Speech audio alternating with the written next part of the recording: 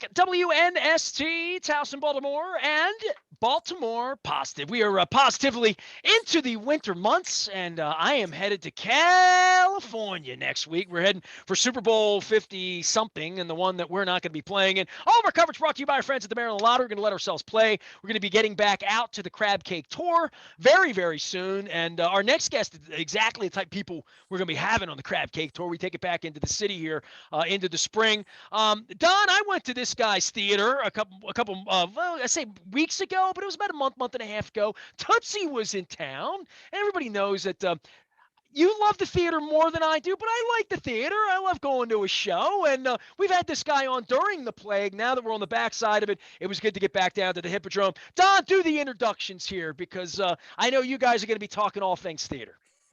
Well, one of our favorite guests, Ron Legler, president of France Merrick Performing Arts Center, I say, AKA the Hippodrome. Those want to know everything about Baltimore and its theater scene. Who has lived 100 years in the past 2 years? I'm guessing, Ron Legler. Welcome, yes, Ron Legler. Certainly feels that way. I do wake up wondering what day it is and what's happening. So it's good to be back on, guys. No, it's great to have you. We'll talk about the current season. I'll talk about my daughter and son-in-law's chagrin. Last weekend, they had a huge date night planned that did not happen. We'll talk about it not happening. But Ron, let's just start there.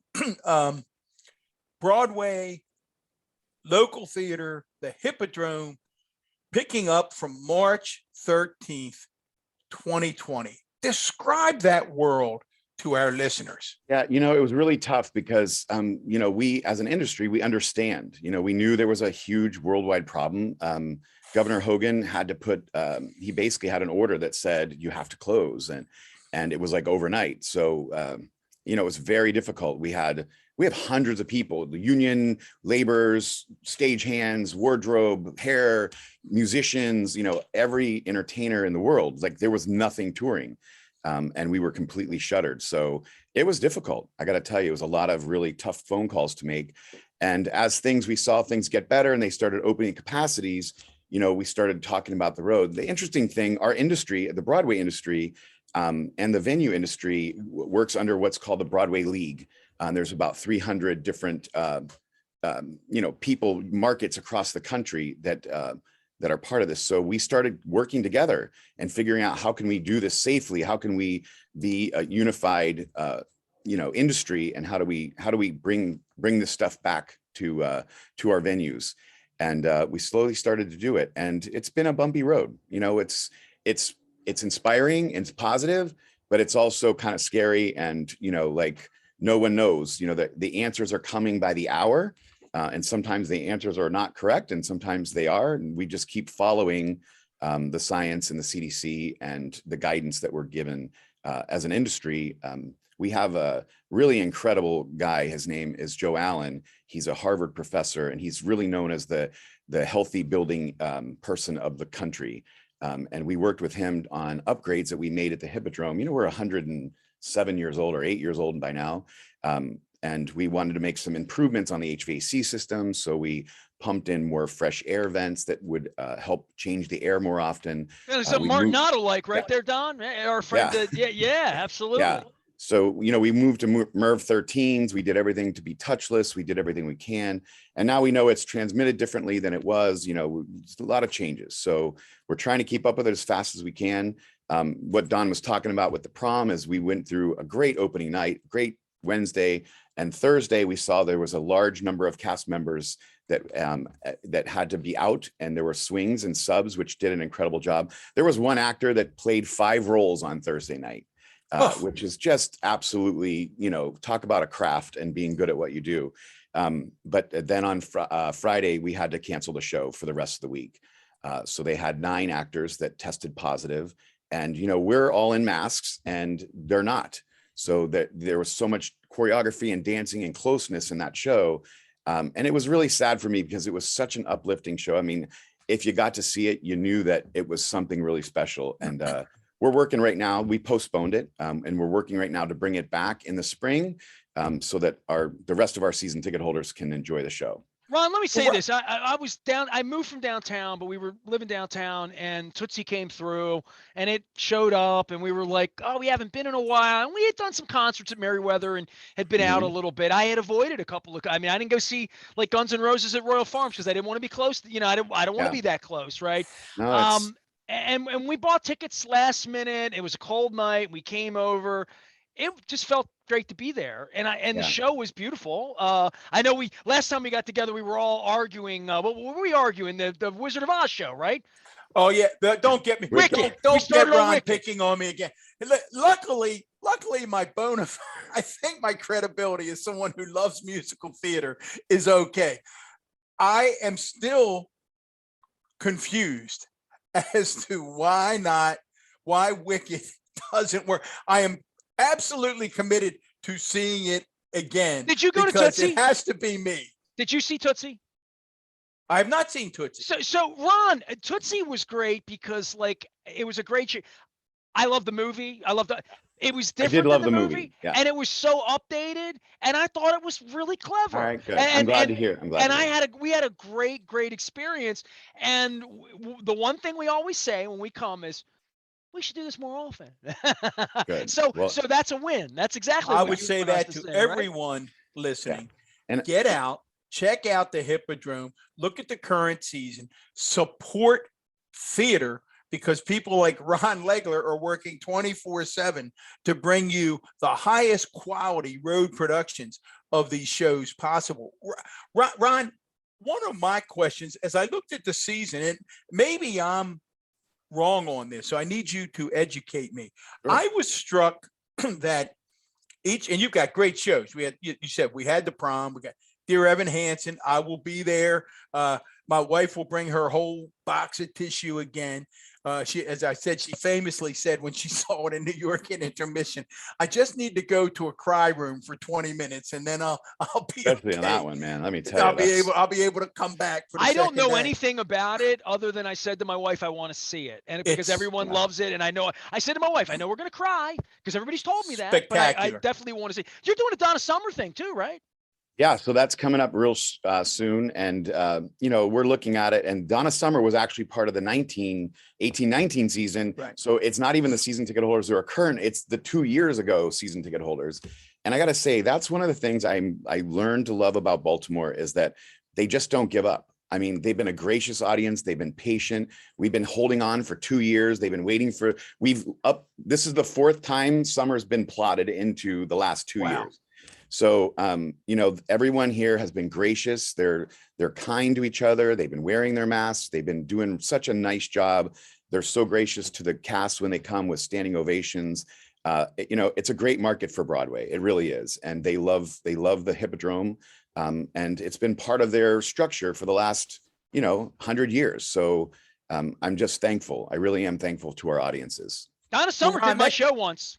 1999 All-Star Oh, you game. have to. So I owned Hot Stuff and Bad Girls on my Casablanca little 45 back in his. Come Oh on, yeah.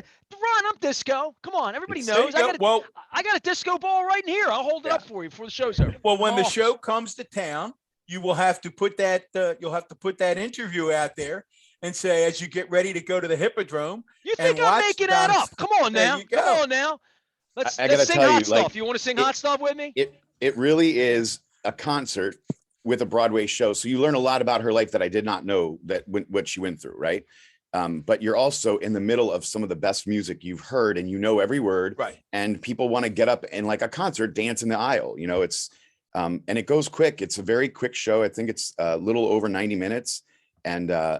And it's wonderful. So you just walk out feeling really good about it. So Last dance. Yeah. Last it's in there. It's in there. dance. All There of it them. is. There you go. So Ron, I didn't one even of- break this out for you. This just happens to be here because I moved, and I told my wife I'm going to hang it in the studio, and it's going to look like when Styx sang "Come Sail Away." The whole place. Listen, is bring it when you see the show. like There it. you Bring it go. with you. Ron, my question goes to, and this is where I want you to correct me if I'm wrong. Sure. It seems to me that the runs are shorter. And my question is, when I say, looks to me like shows are there 7-8 days, unless I'm misreading it. And my question is that typical? Is that something that's a result of the pandemic? or is that what road shows typically run? Educate me and Sure. our And listeners. actually, it's a really good question because we did change when I first got here. So when the Hippodrome opened in 2004, it was a 2-week market, which means shows came for 16 performances, Tuesday to Sunday, and then Tuesday to Sunday. So they were here for 2 weeks at a time. Unfortunately, when the Hippodrome opened, by 2008, we had the recession, and then a lot of subscribers backed out. So now we have 2 weeks of Broadway shows, and we have half the audience. So the expense of keeping a show for 2 weeks over 1 week overwhelmed the Hippodrome, and we started losing money. So when I first got here, there was a red, everything was red. So in order to stop that from happening, and the other thing that happens, Don, is that when you're not selling well, the big shows don't want to hit you. They want to wait to come back, 2 or 3 years later. So all of a sudden we started moving from an A market to like a B to C market. So when I first was hired, my job was to come in and try to help Baltimore get more successful. The only way I could do that logically is to turn into a 1-week market. And 90% of the cities across the country, I think there's only 2 or 3 2-week markets left in the United States. So a traditional 1-week market is solid because now what we've done is, and the other thing is that then they went into this hybrid where some of them came for 1 week, some came for 2 weeks.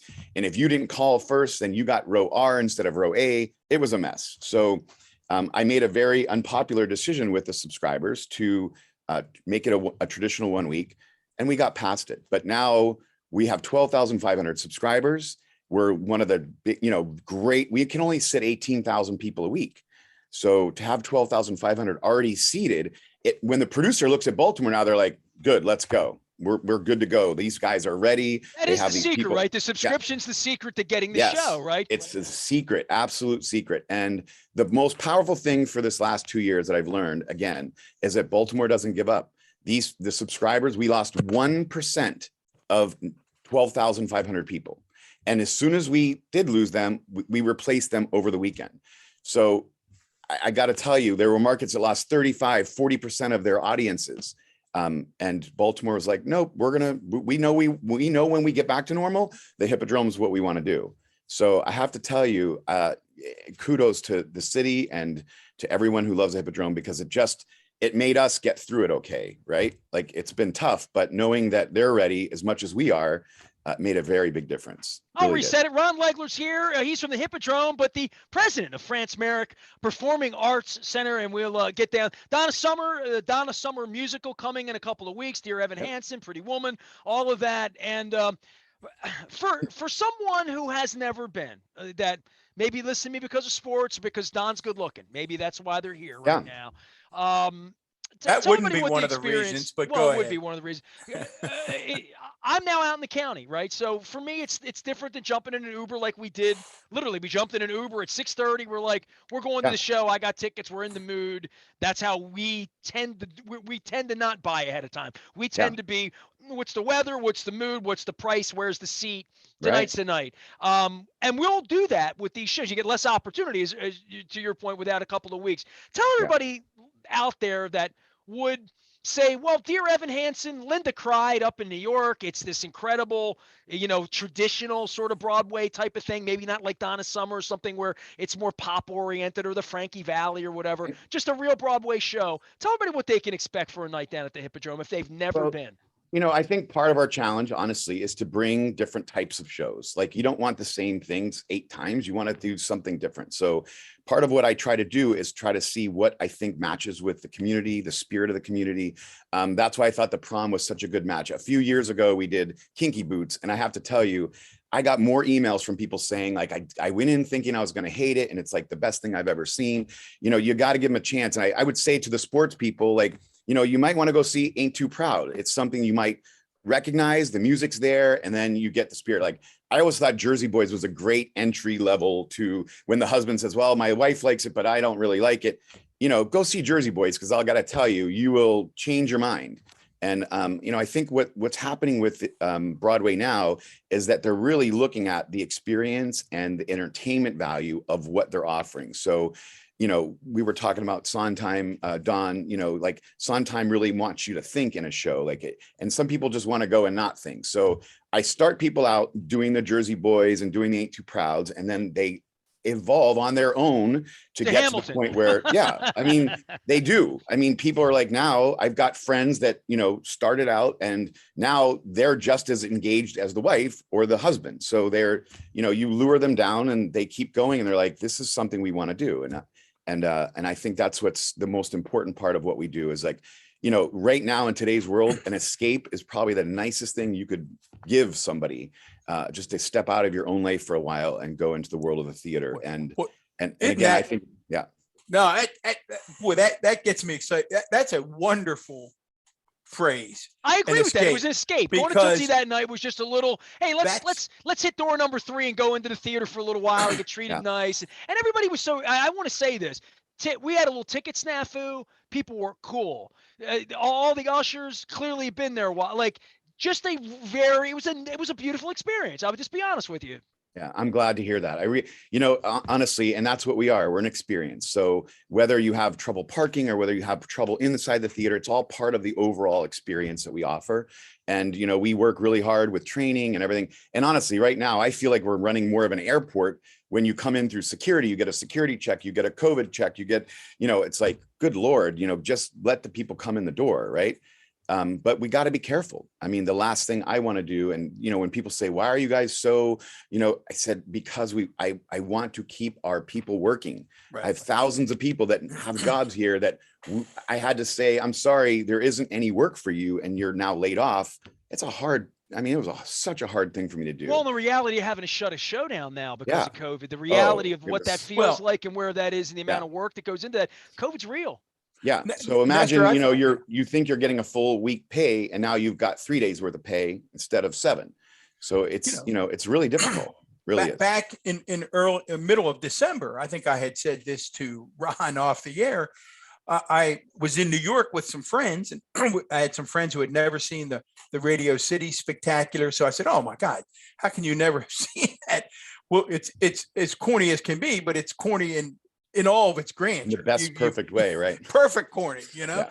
And we saw Girl from North Country, which I was lukewarm whether I'd like it. I knew I'd like the Dylan music and I was swept away. I thought it was just spectacular. So, but the point of the story is we're at Penn Station that night. I go to get a coffee. I said, hey, I'll be right back. I'm going to walk over there in Penn Station, get a coffee. I come back and the other couples that were with me go, you're not going to believe this. Half of the shows, and we had seen Girl from North Country at a matinee that day, half the shows closed today. I said, what do you mean?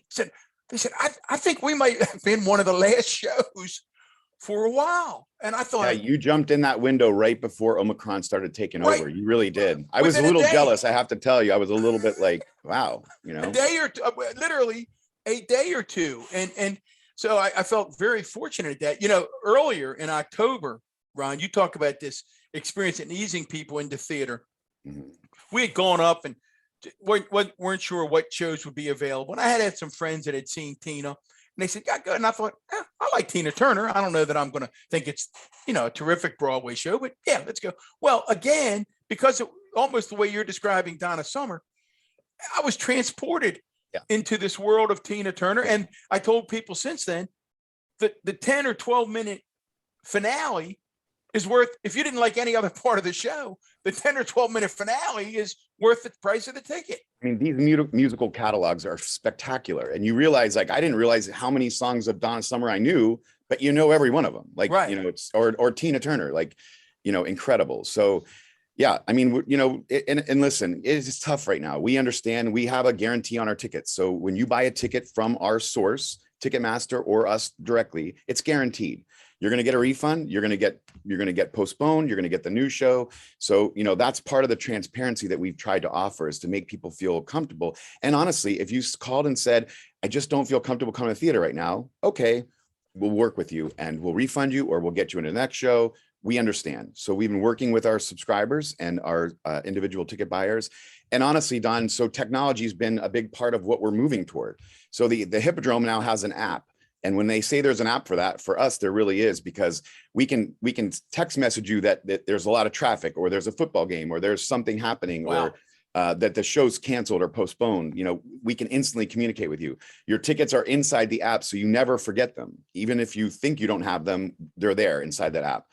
If a time changes, if a show changes, it updates automatically. It puts them right back into your wallet the way it is. So I would say anyone, you can buy tickets right from the app. You can actually order a drink from the app and have it waiting for you at the theater when you do it. Nestor, So, breaking news. Yeah. I love the Hippodrome.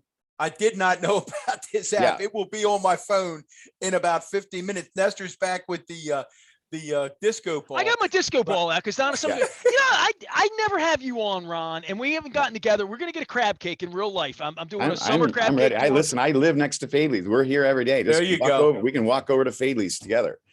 Don.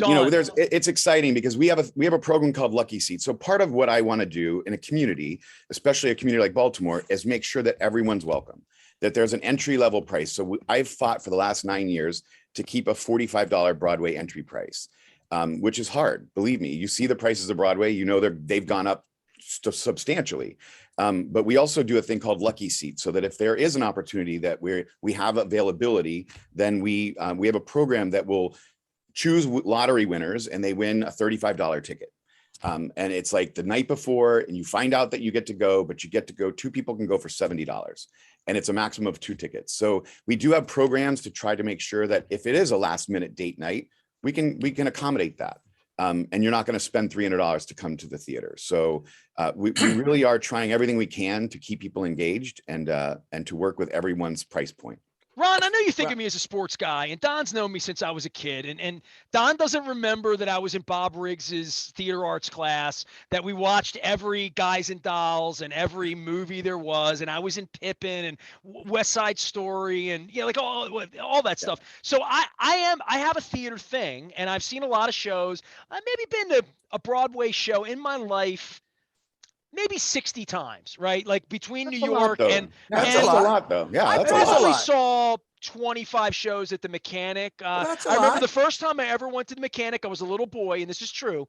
Leonard Nimoy, who I still have never watched Star Trek in my life. My wife makes fun of me, but he hosted In Search Of, and he did a Van Gogh when I was a boy. I was 10 years old. It's the first time I ever went to the Mechanic. And all these years later, I would just say this: since the plague has stopped things, the last 10 years of my life with my marriage with my wife, we've been to Broadway a couple times in New York. We've been to your place several times. But one of the most amazing things I've seen, and I would say this in person, this is my 28th Super Bowl next year, right? Or next week. So I've seen all the Tom Brady victories. I've seen I've been to probably 75 World Series games in my life. I've seen famous things and Ravens parades and all that. One of the most amazing things I've ever seen, I say to my wife all the time, Moeller told me to go see Network, which is one of my favorite movies, up in New York. Oh my God. We had a like a lower balcony seat. We were down low, close enough that I could spit on the Cranston. I could pitch a quarter off the edge. And seeing him do Network the night I saw it, it still makes the hair on my back of my neck stand up from moments. The moment that Tom Brady makes a pass or Cal Ripken with a streak or whatever, I'll never forget Cranston doing Network. I felt like I saw something. I felt like I was really someplace special that night. It's incredible, honestly. Sometimes you can, and the plays have gotten so powerful. There was one, it was like 3 hours long, but it felt like 15 minutes. Like you didn't even it had 2 intermissions. And at the second intermission, I never even got up to go to the restroom. I couldn't wait to get into the next piece of it. So, it really is transformational. I mean, you can be transformed from a show like that. I'm thinking, is he this good every night? Yeah. I mean, I felt like I was transformed into some Shakespearean moment that I thought, and imagine God, on a matinee doing it 2 times a day. Like imagine having to do that twice in a day. It's just, it's incredible. It is remarkable. You do feel very fortunate. Around that same time that I told you to go see Network, I probably also said to you, because we saw them both probably within a month or two, Mockingbird with Jeff Daniels. I mean, it's what you're talking about, Ron, right? You're just you got Aaron Sorkin's words and Jeff Daniels. Listen, Ron, you've been very gracious with your time. We can't let you get out of here. Sometimes there's hyperbole and we overstate someone's a giant of this or a giant of that or an icon. I want you to weigh in. I don't think it overstates it to say that the theater lost a giant when it lost Stephen Sondheim. Is that accurate?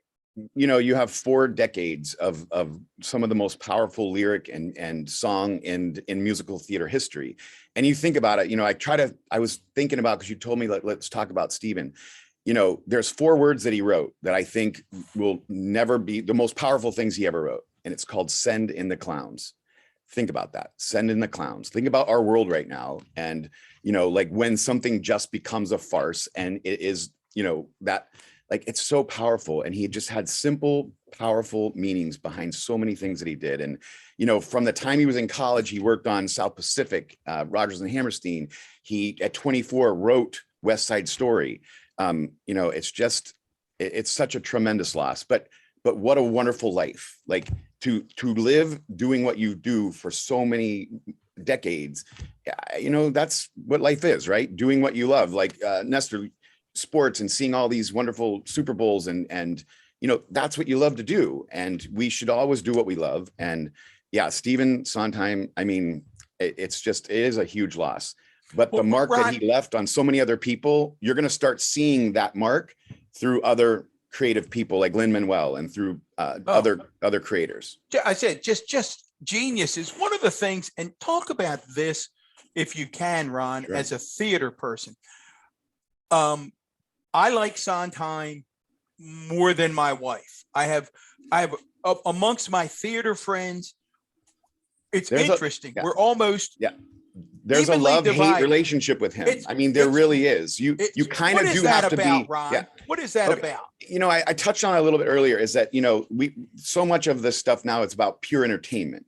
You know, what Stephen Sondheim wanted to do is he wanted you to think.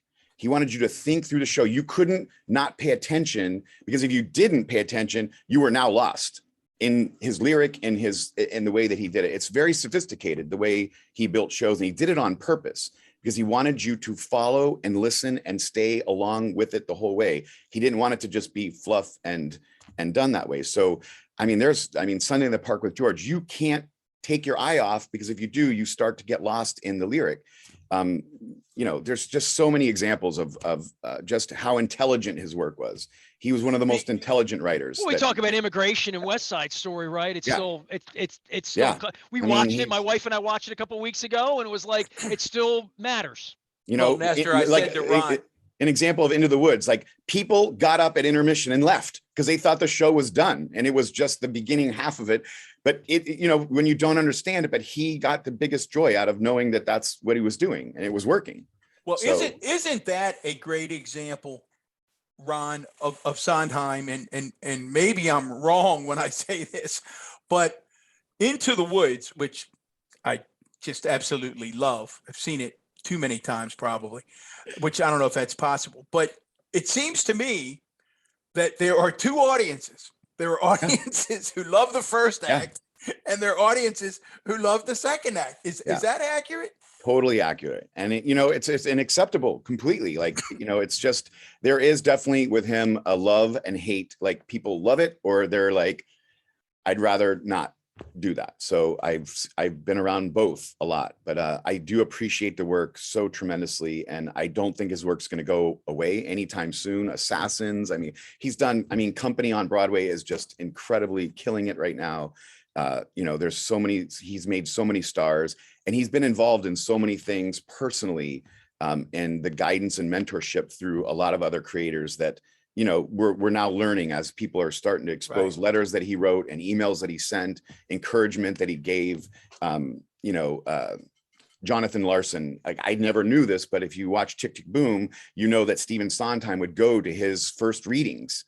You know, imagine you write something and Stephen Sondheim sitting in with 30 people listening to it for the very first time, you know, and encouraging him to keep going and to do more. So, I love the fact that again, you speak to the genius of Lin-Manuel Miranda, that he actually had Sondheim make the phone call at the end of Tick Tick Boom. I mean, you would say, oh, that was actually Stephen Sondheim on the phone. I know it's probably like picking among children, but I'm going to ask you, do you have, if you could only see one Sondheim work again, somebody said to you, sit, Ron, you can see one more. You already know the answer to this. It's got to be West Side Story. I mean, I don't know. That show just encapsulates so much. Like it's timeless. It's no different. I mean, there's differences, I guess I could say. Hopefully we're moving forward a little bit, but it just really is a work of a lifetime. And, I have not seen it in the movie theater yet. And I keep saying to Don, I'm going to go see it in the movie theater, but I would love to see it in the big screen. And I'm so glad that Steven Spielberg was a part of that, because it would never have been so epic if his name wasn't attached to it. And, it's hopefully gives us new hope, right?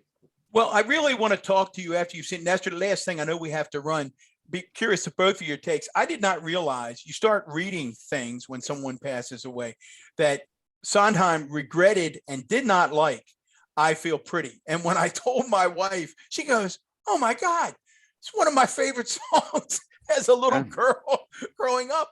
What did he not like about it?" And I go, "Hun, he thought it was gratuitous." And and Spielberg, from what I read, Sondheim signed off, redoes it in the movie. And I'll be curious what you think of the remake. Good. Well, I have to see it. I do have to go. Isn't it rich? They would say. There you go. Ron Legler joining us here from down at the Hippodrome. I've been spinning the disco ball, man. This thing's like 30 years old. You got to come to summer. You got to come to summer for sure. He'll be there now.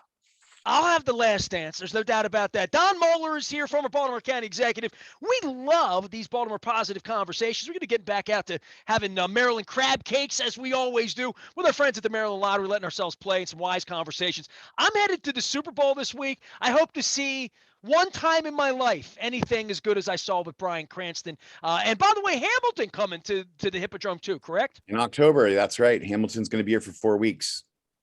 Well, that's my chance to see it. And listen, also two guys, Every Man and Center Stage are two wonderful regional theaters. They have some incredible works happening right now. So please, like Don said, go out and support the arts. We need you now more than ever. If you love to go to shows, please continue to come see them. We're keeping everyone as safe as we possibly can. It's all masked up. Everybody's good. So please come out and support local theater. Amen. Spinning this disco ball with like broken glass all over the place. Ron Legler joining us here from the Hippodrome on behalf of former Baltimore County executive Don Moeller. I am Nestor. We are WNST, AM 1570, Towson, Baltimore. I need a vacuum for this. We are BaltimorePositive.com.